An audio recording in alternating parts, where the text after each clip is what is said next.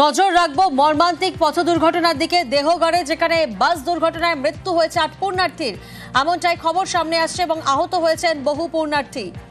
দীপক প্রতিনিধি এই মুহূর্তে আমাদের সঙ্গে রয়েছেন। দীপক, কোন রুটের বাস, কখন এই দুর্ঘটনা ঘটে, কি জানা যাচ্ছে?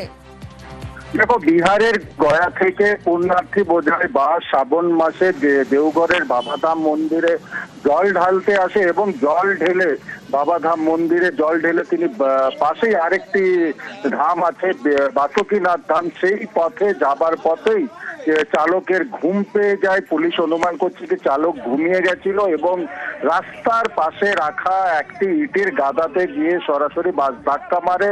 ঘটনাস্থলেই 8 জনের মৃত্যু হয়েছে এবং কমপক্ষে আহত হয়েছে 25 জন পুণ্যার্থী। আহত পুণ্যার্থীদেরকে দেওঘর সদর হাসপাতাল সহ আশেপাশে বেসরকারি হাসপাতালে চিকিৎসা চলছে। আহতদের মধ্যে বেশ কয়েকজন আশঙ্কাজনক আছে তাই এবং ঘটনাস্থলে দেওঘর থানা পুলিশ ঘটনাস্থলে পৌঁছেছে এবং আহত পুণ্যার্থীদের উদ্ধার করেছে। যেইভাবে সাত সকালে মর্মান্তিক দুর্ঘটনা সামনে এসছে, পুণ্যার্থী বোঝাই বাসের দুর্ঘটনায় কমপক্ষে 8 জনের মৃত্যু হয়েছিল।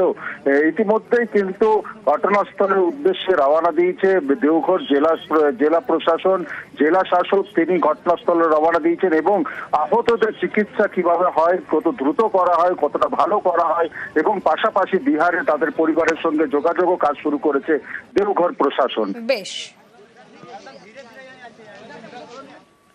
लोग बासुकीनाथ जाने वाला थे तो बस में पैसेंजर बस में बैठे लोग आगे वाला बोल रहे थे कि वो हल्का नींद में था या नशा में था, ऐसे बोल रहे थे।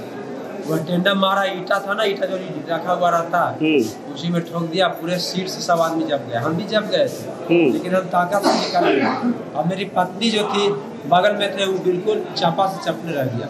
हमने 1 घंटा तक आशा देखा गाँव वाला को कि कोई आके निकाले, वो बच जाती, लेकिन कोई आया नहीं।